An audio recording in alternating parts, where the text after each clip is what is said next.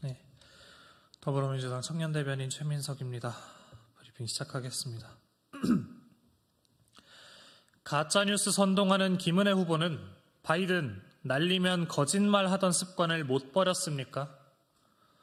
국민의힘 김은혜 분당을 후보가 재건축 부담금 제도에 대해 노무현 정권에서 만들고 문재인 정권이 실행했다라고 가짜뉴스를 퍼뜨리고 있습니다. 대통령실 홍보수석 시절 바이든을 날리면이라고 우기며 전 국민에게 청력 테스트를 시키더니 아직 습관을 못 버렸습니까? 재건축 부담금은 지금까지 단 5건이 부과되었습니다. 이명박 정부에서 4건, 박근혜 정부에서 1건으로 총 22억 600만 원 모두 보수 정권이 부과했습니다. 2006년 제정된 재건축 부담금은 여러 차례 현실에 맞게 개정되어 왔고 지난해 말에도 국민의힘 의원들이 대표 발의한 개정안이 야당과의 합의를 통해 국회를 통과했습니다. 당시 국민의힘은 법안이 합리적으로 개정되었다라고 말했으면서 3개월도 안 돼 국민의힘 후보가 악법이라며 폐지를 주장하다니 유체이탈이 가관입니다. 지역구 표심을 왜곡하기 위해 개발 부담금에 대한 가짜뉴스를 퍼뜨리고 폐지하겠다고 공약하는 것은 포퓰리즘을 넘어 유권자에 대한 사기 행각입니다. 마을버스에 올라 선거운동을 하다 선관위의 경고를 받은 지 얼마나 되었다고 또다시 가짜뉴스를 퍼뜨리다니 김은혜 후보는 공정하게 경쟁할 생각이 없는 것입니까? 김은혜 후보는 가짜뉴스로 국민을 호도하지 마십시오. 선관위는 김은혜 후보의 허위사실 유포에 대해 즉각 조사하시기 바랍니다. 네, 다음 브리핑 하겠습니다. 국민의힘의 공천 기준은 1. 편단심입니까? 친일과 국민의힘은 뗄래야 뗄 수 없는 관계입니까? 정승현 국민의힘 인천 연수구 갑 예비후보의 친일적 역사관이 논란이 되고 있습니다.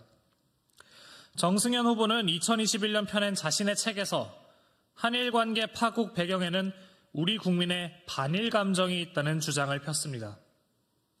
심지어 정 후보는 책에서 한국인 반일 감정에는 일본에 핍박받았다는 피해의식과 빚을 갚아줘야 한다는 강박관념, 우리가 부족해서 당했다는 열등의식이 존재한다고 기술했습니다. 한마디로 한일관계 악화가 과거사에 대한 반성을 거부하는 일본이 아니라 우리 국민의 반일 감정에 있다며 반일 감정이 피해의식, 강박관념, 열등의식이라고 비하한 것입니다. 대한민국 국민을 대변하는 국회의원이 되겠다는 사람이 일본 극우론자나 펼법한 주장을 해왔다니 기가 막힐 노릇입니다. 도대체 국민의힘은 이런 사람에게 공천장을 준 이유가 무엇입니까? 국민의힘의 공천 기준은 일편단심입니까?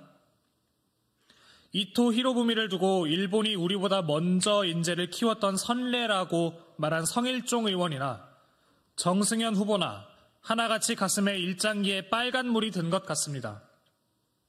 일본의 책임을 부정하기 위해 피해자인 한국의 책임을 전가하는 정 후보의 사고방식이 국민의힘의 역사관인지 답하십시오.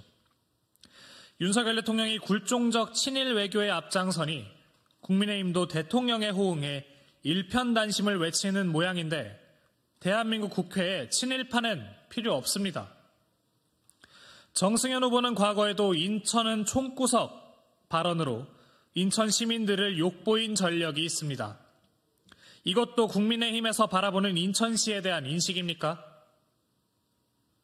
국민의힘은 국민을 분노케 하는 친일의식을 가진 정 후보의 공천을 취소하고 다시 하겠습니다. 국민의힘은 국민을 분노케 하는 친일의식을 가진 정 후보의 공천을 취소하기 바랍니다. 그렇지 않다면 국민의힘이 친일 정당임을 인정하는 것임을 분명히 경고합니다. 이상입니다.